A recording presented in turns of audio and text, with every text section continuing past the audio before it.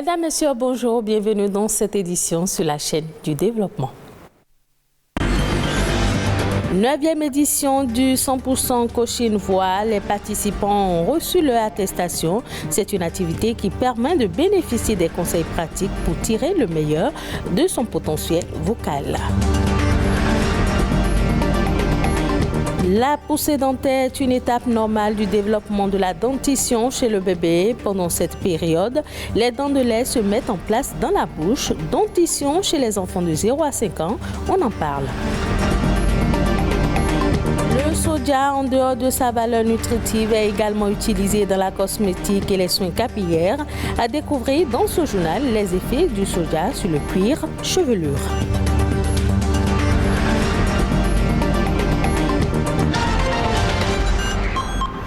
Bienvenue dans ce journal. Des attestations ont été distribuées à des participants à l'occasion de la fin de la 9e édition du 100% Coaching Voix, une activité consacrée à l'évaluation des forces et faiblesses de la voix et bénéficier des conseils pratiques pour tirer le meilleur de son potentiel vocal. Les précisions avec Chalène Kedikho et Oded Dossou.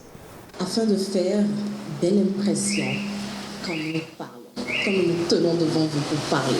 N'est-ce pas que je vous fais belle impression? La voix, un outil privilégié et prisé, mais sa maîtrise peut s'avérer rude. C'est dans cet objectif qu'intervient le programme 100% Coaching Voix, une formation dédiée à développer la confiance en soi, à travailler sur tous les contours de sa voix. Moi, je suis venue surtout travailler mon débit, parce qu'on me reproche souvent d'avoir un débit un peu trop rapide. Donc, à la formation Coaching Voix, j'ai amélioré mon débit. Également, nous avons appris à gérer le stress, gérer le souffle, la respiration. Avoir une belle voix est un atout pour la prise de parole en public et dans beaucoup d'autres domaines. Un accomplissement qui n'est pas sans difficulté.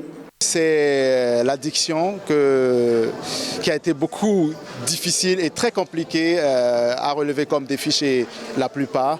Mais on a beaucoup travaillé, on a mis beaucoup sous perfusion et sous pression pour vraiment atteindre les objectifs. Les Béninois ont tendance à manger les R quand ils parlent. On dit 400 au lieu de dire 400.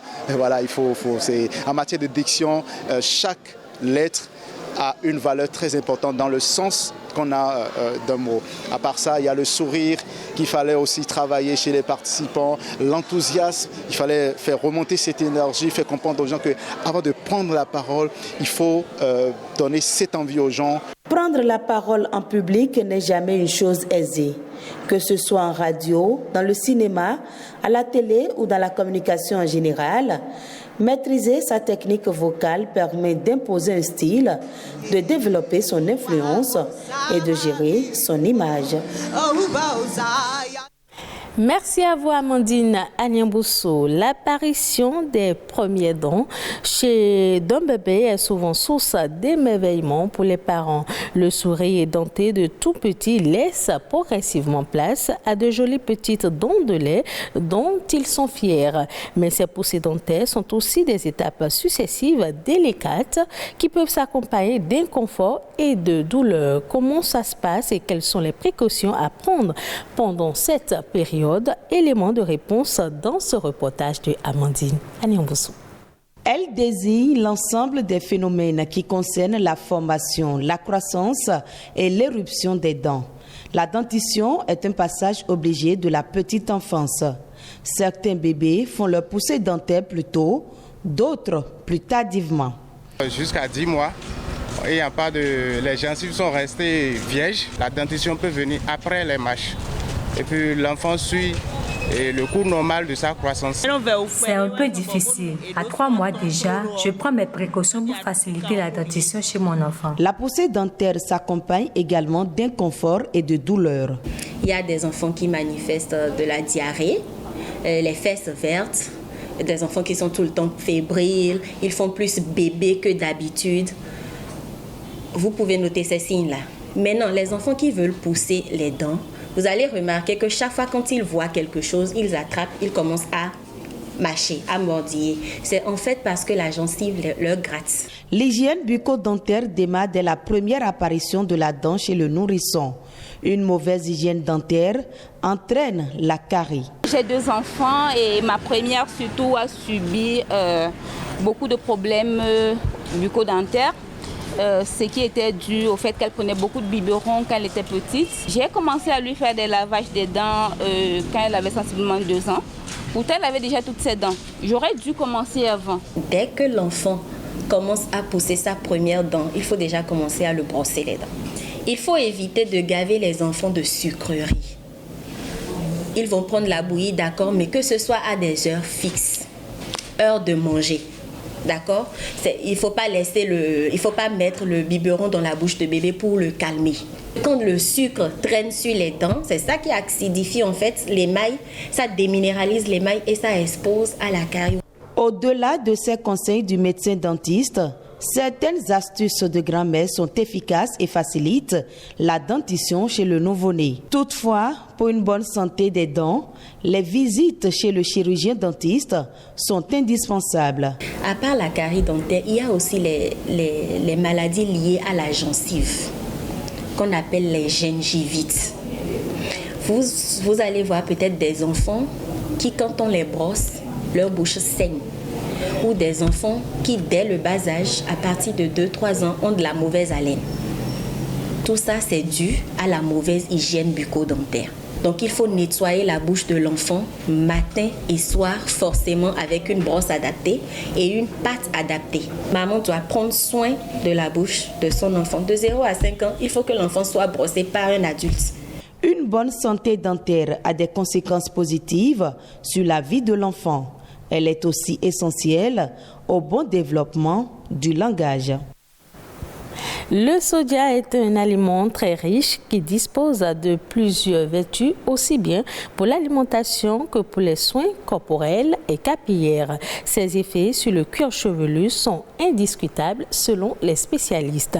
Larissa Agbangba, une utilisatrice du soja, nous parle de ses vertus dans les soins capillaires. Le soja a énormément de valeurs nutritives, aussi bien pour notre organisme et pour les cheveux et pour la peau. Il y a des protéines qui sont contenues dans le soja et qui sont excellentes pour les cheveux, dans la mesure où ça va venir renforcer la fibre capillaire. Vous avez des éléments comme la vitamine E. Je le disais tantôt, la vitamine E est un puissant antioxydant.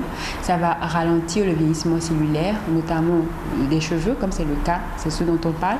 Vous avez des minéraux tels que le magnésium et le calcium, qui sont des minéraux très importants dans la croissance du cheveu, aussi bien à l'intérieur, c'est-à-dire dans l'alimentation, mais aussi à l'extérieur, notamment sur le cuir chevelu. Donc, vous faites un soin à l'huile de soja qui est bourrée quand même de magnésium, de calcium et consort, et vous l'appliquez sur le cuir chevelu, en suivant une certaine routine, vous aurez des effets visibles. Vous pouvez réchauffer légèrement le lait de soja, l'appliquer sur les cheveux après le shampoing, donc le cheveu est légèrement mouillé, vous l'appliquez, vous mettez un bonnet de douche, vous laissez 30 à 45 minutes et ensuite vous rincez, tout simplement. Voilà. Hors du Bénin, la ville de Saint-Louis au Sénégal est l'une des plus touchées par la montée du niveau de la mer. En 2018, le gouvernement a lancé un projet pour déplacer les populations des quartiers à risque dans une nouvelle cité. Mais plus de 4 ans après, le projet n'est pas encore sorti de terre. Le reportage de France 24. Gorumbach, quartier de Saint-Louis. Ici, l'avancée de la mer a englouti des centaines de mètres de littoral ces dernières années. Nombre de familles ont déjà perdu leur maison. Une digue de protection inaugurée en juillet contient les vagues, mais pour combien de temps encore? Pas question de partir pour autant pour ces pêcheurs traditionnels très attachés à leur terre. Nous sommes liés à jamais à la mer. Ici, c'est la terre de nos ancêtres. On ne connaît que la pêche. On ne veut pas vivre ailleurs. On n'acceptera jamais de quitter cet endroit. D'autres n'ont pas eu le choix. Ndeyanta a perdu sa maison il y a 4 ans, emportée par la mer. Elle réside aujourd'hui avec ses enfants dans ce camp de réfugiés climatiques. Venez voir où je vis. Ces logements provisoires accueillent quelques 1500 personnes dans des conditions difficiles. On est coupé du monde ici. Il faut faire des kilomètres pour trouver une épicerie. On n'a ni eau ni électricité. Et il fait beaucoup trop chaud dans ces logements. Ndeyanta devrait être relogée gratuitement dans cette cité en construction, financée par le gouvernement du Sénégal et ses partenaires pour près de 100 millions d'euros. Elle accueillera à terme 15 000 déplacés. Le nouveau quartier est situé à une dizaine de kilomètres à l'intérieur des terres, loin de la mer. Un défi pour attirer des pêcheurs. En termes de mobilité, ça pose problème. Mais je pense qu'en termes d'amélioration des conditions de vie, donc là, je dis qu'il n'y a pas photo. Parce qu'on a aménagé un site, c'est un site qui est assaini à 100%, assainissement eau usée, eau pluviale, des équipements communautaires de base tels que écoles élémentaires, collèges, postes de santé, marchés. Les responsables espèrent que les premiers logements sortiront de terre dans les 8 prochains mois. La suite de l'actualité au plan international, c'est dans Eco-Inter qui porte la signature de Reine Weha.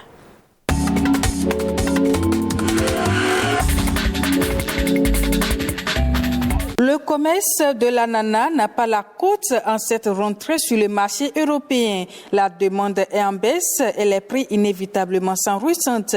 Les semaines filent et le constat est le même. La demande en ananas est de plus en plus faible en Europe. Résultat, pour vider leur stock, les opérateurs ont été contraints à jouer sur les prix. Depuis 4 semaines, ils sont en chute et tournent autour de 6 à 8 euros.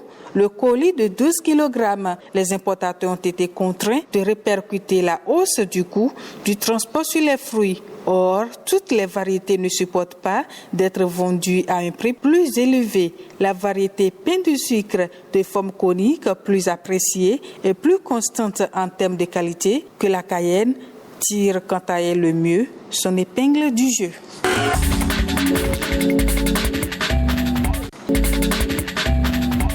Et puis l'Indonésie et l'Argentine évoquent la possibilité de constituer des groupes de pays producteurs de pétrole pour réguler l'offre et maîtriser l'évolution des prix à l'instar de l'OPEP.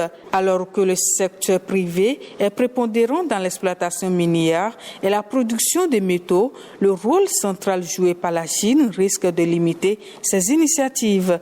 L'accélération d'une substitution des hydrocarbures par les métaux exigée par la transition énergétique est en train de modifier la carte géopolitique des pays producteurs. L'OPEP vise donc à assurer la stabilité des marchés du pétrole dans le but de sécuriser une offre de pétrole régulière, efficiente et économique aux consommateurs, un revenu stable aux producteurs et un rendement régulier du capital pour ceux qui investissent dans l'industrie pétrolière.